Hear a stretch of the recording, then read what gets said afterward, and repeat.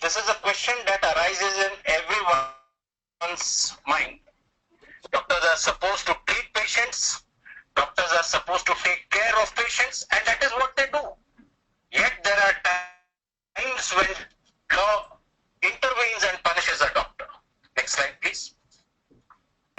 This is a hard fact. A doctor can be held negligent under the criminal laws of India.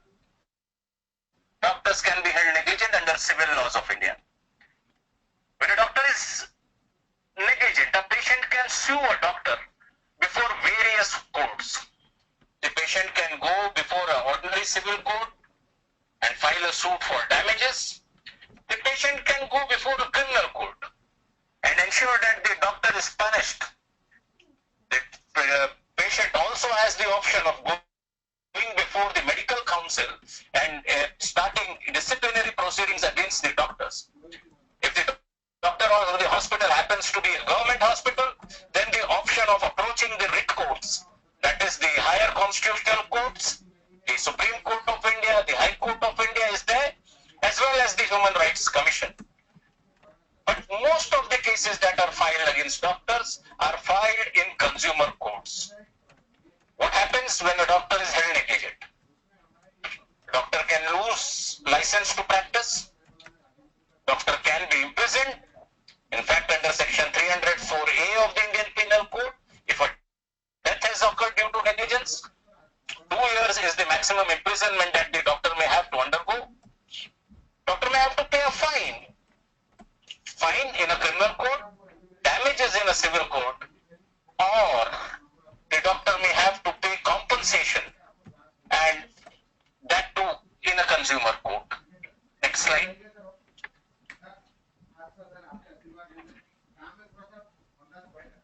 Yes, sir. The moot question is, why does the law punish doctors? Is it only to compensate the patient? And that is all. That is what we are observing day in and day out. Patients, nearly 100% of the cases against doctors are filed in consumer courts, where the only remedy available to the patient is money. Or is it that law intervenes so that the patients or their attendants don't take law in their own hand?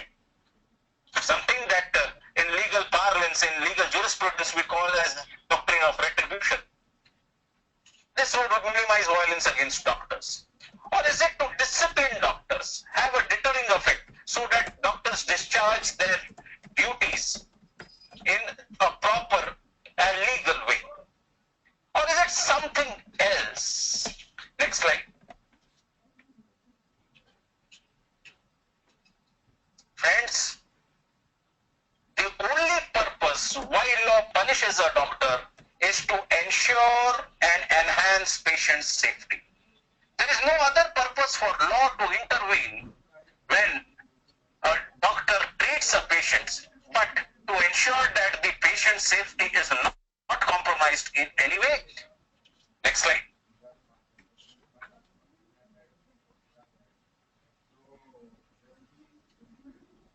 The cost of legal unawareness for a doctor is monetary loss. Yes, because he may be asked to pay compensation, he may be asked to pay damages, he may be asked to pay fine. Even a bigger loss is that the patient may go to media, the doctor may lose reputation. For every professional, reputation which is earned over years and years has to be preserved and enhanced. One simple case of medical negligence and the reputation of the doctor is tarnished. But the biggest cost of legal unawareness as far as doctors are concerned is that the patient's safety is compromised. This is simply unpardonable. Doctor friends, it is therefore absolutely necessary, legally mandatory, that each and every doctor must remain legally updated and must follow the legally correct and best practices. This will ensure reduction, minimization of accidents, of errors, of mistakes, and thus enhance and ensure patients' safety. Next slide.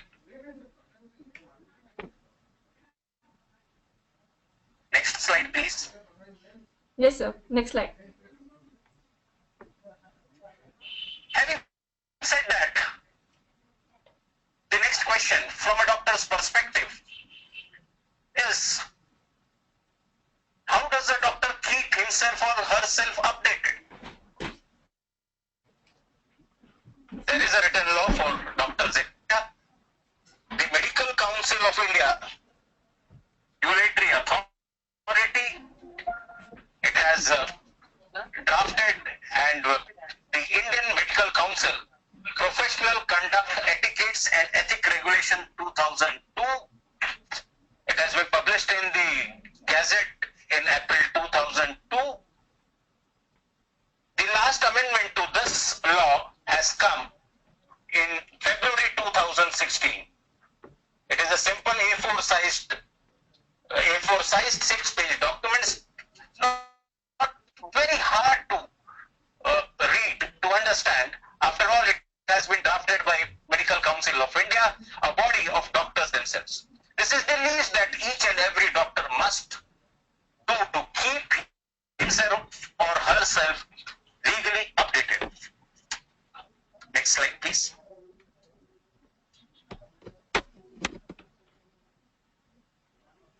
Let us now discuss medical negligence. As far as reported cases in India go, they point out that nearly 2/3 of the cases in India on medical negligence are filed due to improper consent or improper documentation. Friends, it is very important to understand that this points out to one basic flaw that the medical fraternity today suffers from, and that is the procedural aspects of law are not at all adhered to, are not known, and therefore not adhered by the medical fraternity. It is important, therefore, for doctors to know law, to keep themselves updated on law, especially the procedural aspects. Next slide, please.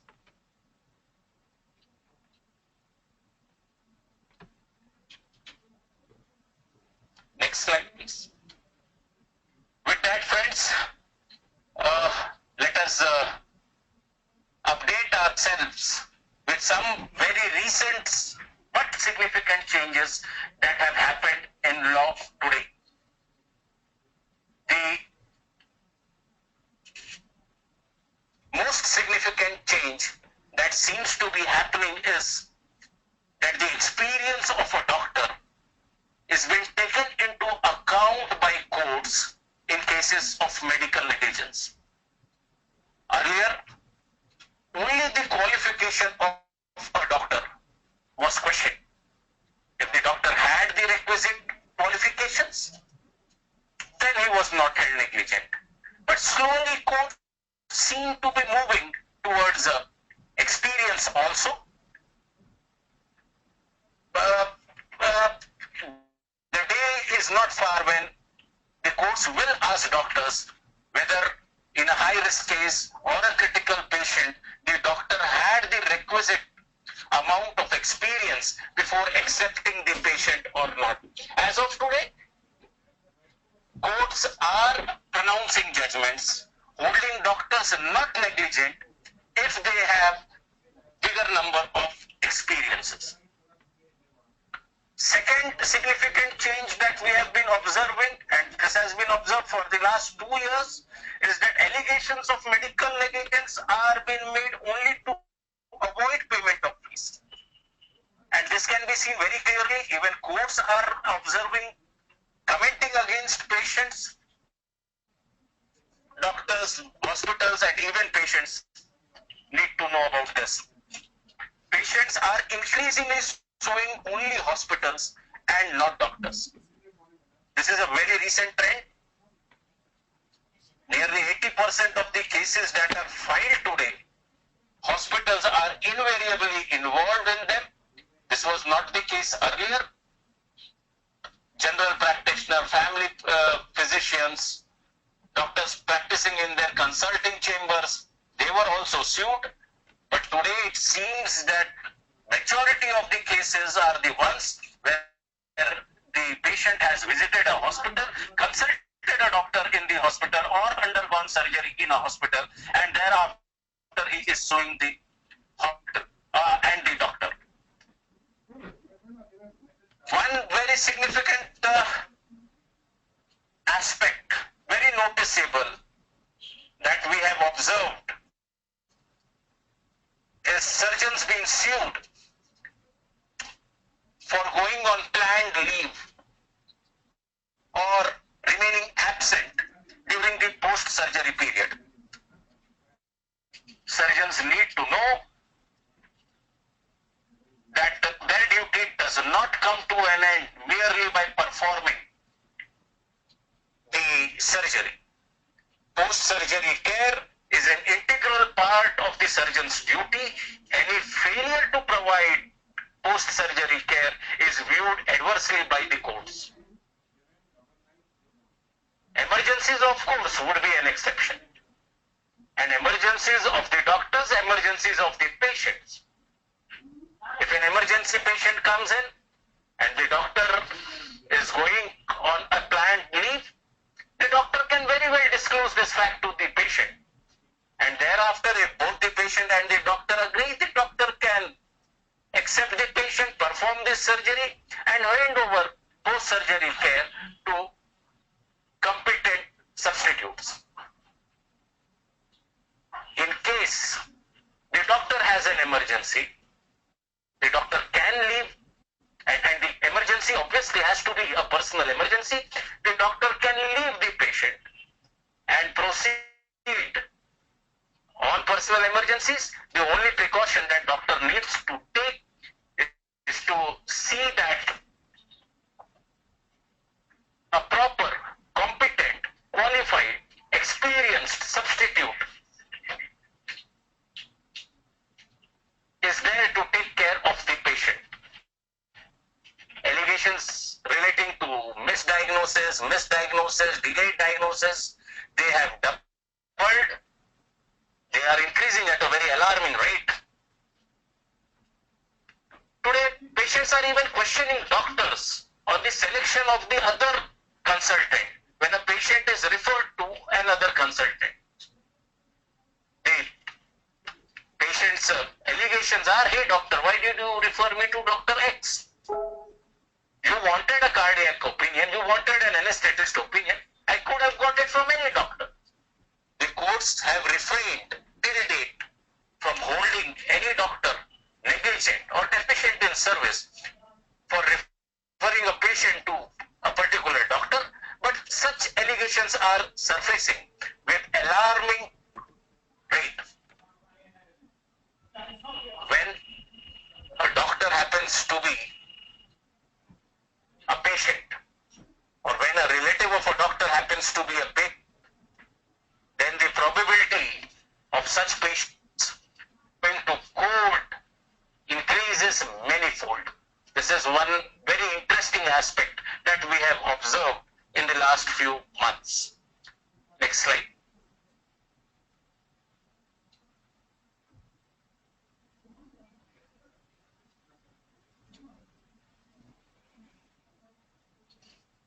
Friends, with all these talk about medical negligence, the air of apprehension that is there, the atmosphere of distrust which is prevailing,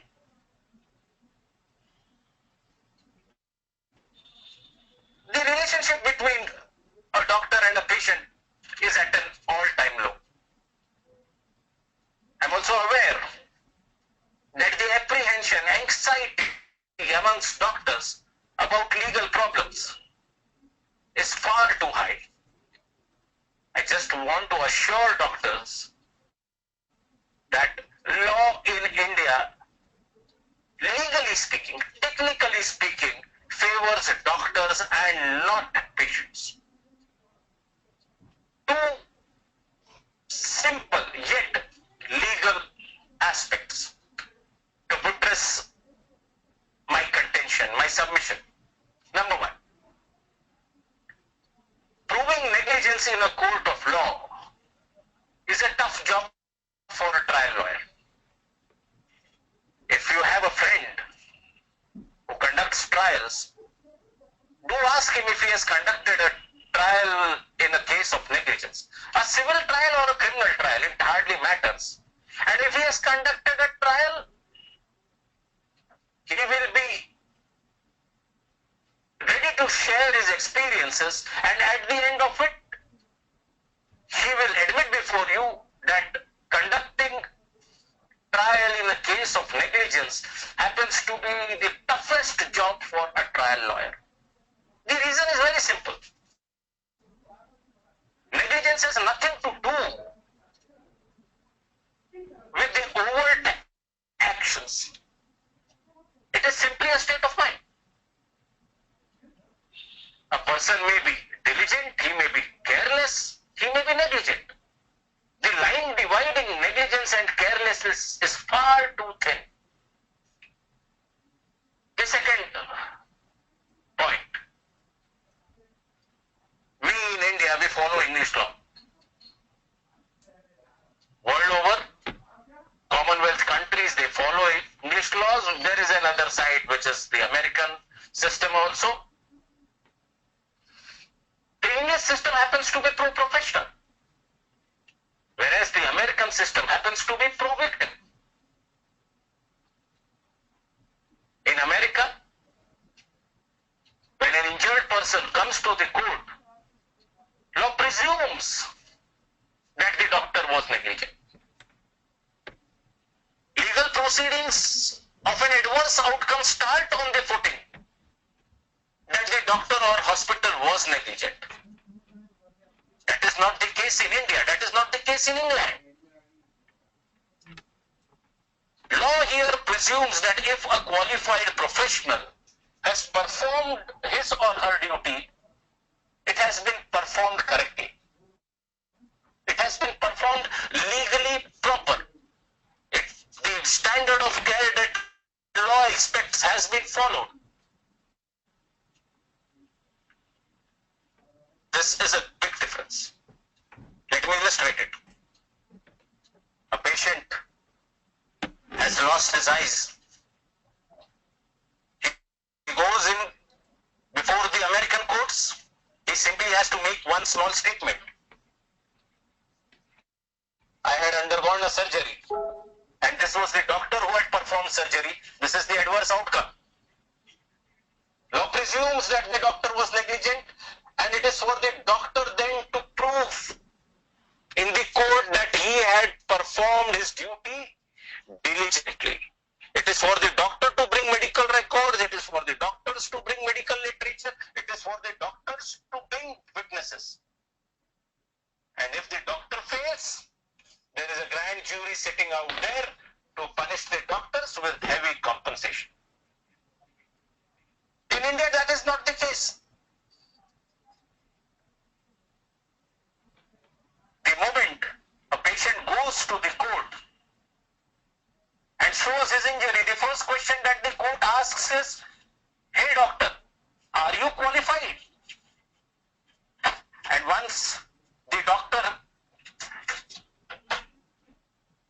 shows his qualifications, the court presumes that the doctor was not negligent, and it is for the patient to positively prove that the doctor was negligent. The onus, the burden to bring medical literature, medical records, witnesses is on the patient and not on the doctor. The doctor or the hospital can simply keep quiet. So doctors need not be unnecessarily anxious, apprehensive about medico-legal problems. They need to keep themselves updated on laws. That is the need of the hour. Thank you. First question is from Dr. Vivekanshu. Yeah. Why nurses are not punished by Indian legal system even after gross medical negligence leading to death of a patient? Example, in Spring Meadow Hospital case, unqualified nurse giving wrong injection causing death of a child later? Dr. Vivekanshu, actually it is a legal doctrine known as the doctrine of vicarious liability, where the master of the ship happens to be responsible for all the faults, for all the wrongs that have been done on the ship. The doctor in this case happens to be the master of the ship. If you minutely dissect this Spring Meadows case, you will find that ultimately the nurse was appointed by the hospital. The hospital had no job to appoint an unqualified nurse, and if the hospital has appointed an unqualified nurse, then it has to bear the consequences, pay compensation to the patient. Yeah. Next question. Next question is from Vivek. Yeah. In one of your slides, you have mentioned that remaining legally updated and correct is not an option, but a necessity for all medical practitioners.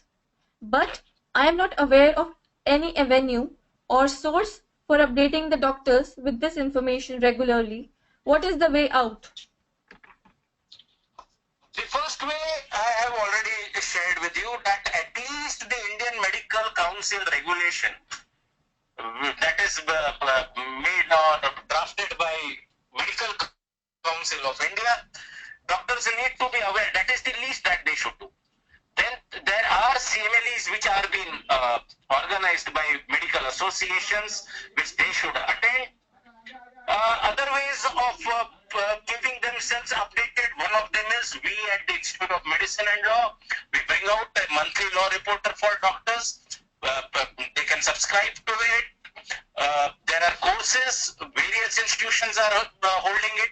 They can enroll for one of these courses. So there are avenues today in India by which doctors can keep themselves and should keep themselves updated. Next question is from Rajiv. Sir, is it not that the cost of healthcare is so high in US because of American laws? Yes, certainly. And that is what should be thought of by the policymakers of this country, whether we can afford this high cost of compensation. Because ultimately, if the compensation is high, doctors will be bound to increase their premium. Ultimately, all this is going to be passed on to the patient. There is another aspect also. Doctors in India today have started practicing defensive medicine.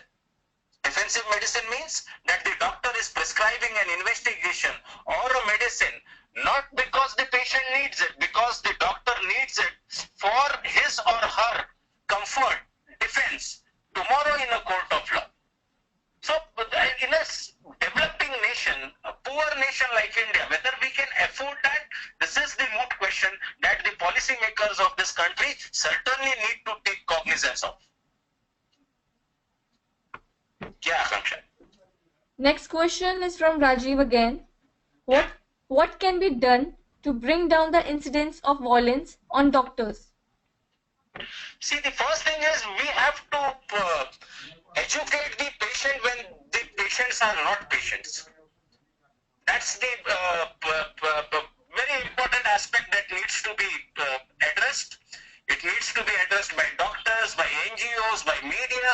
Ultimately, violence of doctors is going to lead to nowhere. And the biggest loser in this case happens to be the patient and none else. So we have to educate the patient that medicine does not have remedy for all ills. Modern science has hardly been able to decipher human body completely. Medicine accepts there will be complications that cannot be explained.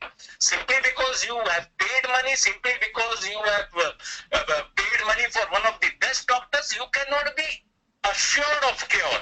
What you should insist on is care.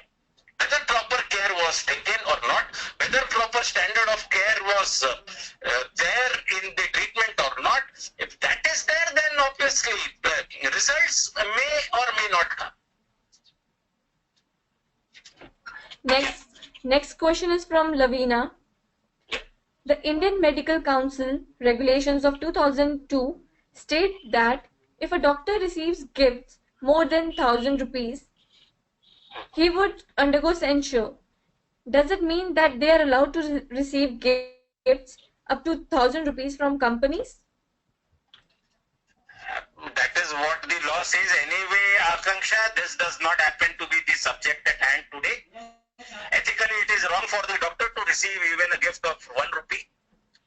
But as the law stands today, below 999, the doctors can accept it.